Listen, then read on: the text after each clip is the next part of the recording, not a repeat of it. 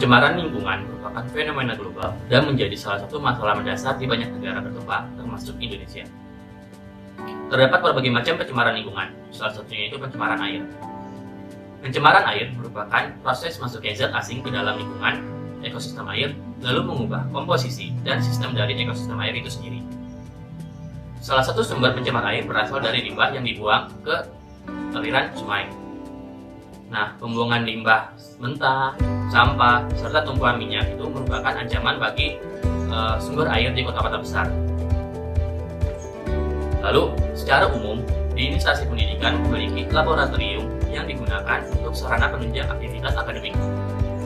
Penggunaan bahan-bahan kimia di laboratorium yang telah digunakan akan menghasilkan produk samping berupa limbah laboratorium.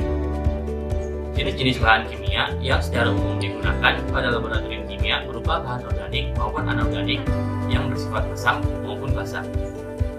Kapasitas limbah laboratorium relatif kecil jika dibandingkan dengan skala industri, akan tetapi kandungan bahan pencemarnya cukup beragam dan tergolong ke dalam limbah bahan berbahaya dan beracun atau golongan B3. Dikarenakan sifat dan karakteristik limbah dari kegiatan laboratorium berpotensi mengandung bahan yang diklasifikasikan dengan B3 yang telah saya sebutkan tadi, maka diperlukan penanganan khusus dengan instalasi pengolahan air limbah atau IPAL.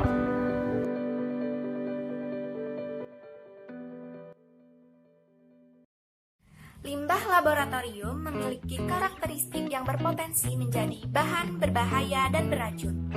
Untuk itu, diperlukan instalasi pengolahan air limbah atau IPAL yang efektif dan ramah lingkungan. Namun, tidak semua instansi yang memiliki laboratorium kimia mempunyai instalasi pengolahan air limbah atau IPAL yang memadai.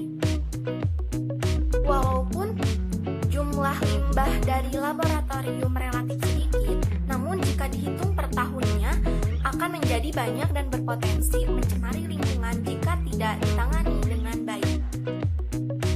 Pengolahan limbah yang tidak ditangani dengan baik selain dapat mencemari lingkungan, juga dapat mengancam kehidupan manusia.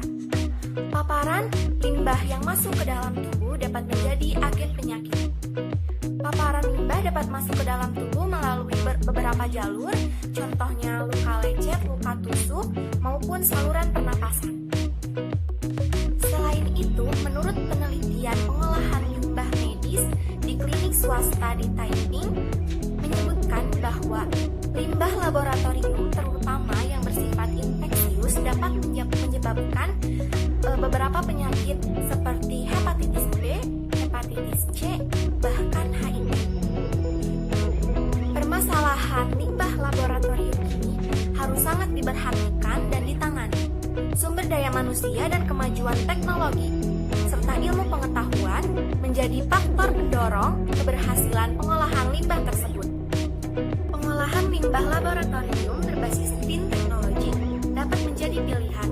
Hal tersebut karena green technology memiliki prinsip menghilangkan bahan pencemar dengan tidak menimbulkan pencemar baru dan kegiatan yang dilakukan, sehingga karakteristik limbah cair hasil pengolahan yang keluar dari alat yang sudah dibuat akan sesuai dengan baku mutu lingkungan dan aman untuk dibuang ke lingkungan. Taufan dan kawan-kawan melakukan penelitian mengenai pengolahan limbah laboratorium berbasis green technology pada tahun 2019. Mereka melaporkan bahwa pengolahan limbah cair menggunakan desain alat sistem green technology ini cukup efektif dan bekerja secara optimal dengan mereduksi limbah secara signifikan. Penelitian dilakukan melalui 3 tahap. Yang pertama, tahap identifikasi awal, yang kedua, tahap perancangan alat, dan yang ketiga, tahap interpretasi hasil. Pada tahap identifikasi awal, dilakukan identifikasi limbah cair laboratorium berdasarkan karakteristik bahan dan rekam jejak praktikum yang pernah dilakukan. Pada tahap perancangan alat, sesuai dengan konsep green technology, yaitu imobilisasi, bahan buangan yang aman dan ramah lingkungan. Pada tahap ini, dengan menggunakan bahan-bahan pembantu yang berupa koagulan, sand filter, dan adsorbent. Untuk tahapan dari metode ini dan rancangan alatnya dapat dilihat pada gambar. akhir dari pengolahan limbah yaitu dengan menggunakan bioremediasi berupa fitoremediasi dan bioindikator. Nah, konsep penggunaan fitoremediasi dan bioindikator ini digunakan untuk menghilangkan senyawa yang masih terkandung di dalam air olahan limbah serta untuk menambah estetika alami. Pada tahap interpretasi hasil, dilakukan identifikasi hasil bahan buangan yang sudah diolah dengan uji laboratorium sehingga didapatkan interpretasi kondisi optimal dari perancangan alat yang telah dibuat. Metode uji yang digunakan dalam pengujian kualitas air limbah laboratorium disesuaikan dengan metode standar nasional Indonesia atau SNI di bidang lingkungan, kualitas air, dan air limbah. Parameter uji yang dipantau ada dua kategori, yaitu parameter uji fisika, yaitu zat padat terlarut, dan parameter uji kimia, yaitu pH mangan, krom total, timbal, seng, amonia, tembaga, dan kobalt. Sampel limbah cair laboratorium kimia yang digunakan terdapat parameter sebagai berikut. Belum memenuhi persyaratan baku mutu air limbah berdasarkan lampiran nomor 17 Peraturan Menteri Lingkungan Hidup dan Kehutanan Republik Indonesia nomor 5 tahun 2014 tentang baku mutu air limbah bagi usaha kegiatan yang belum memiliki baku mutu air limbah yang ditetapkan. Seperti yang telah tadi disebutkan, hasil desain pengolahan limbah cair laboratorium menggunakan konsep green technology ini bekerja secara efektif dan optimal.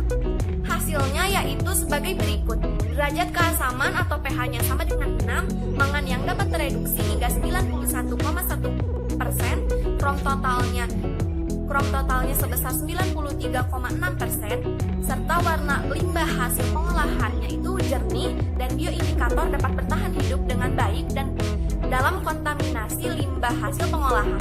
Filtrat sisa hasil pengolahan limbah cair ini dapat dimobilisasi dengan cara formulasi sebagai bahan batu bata semen.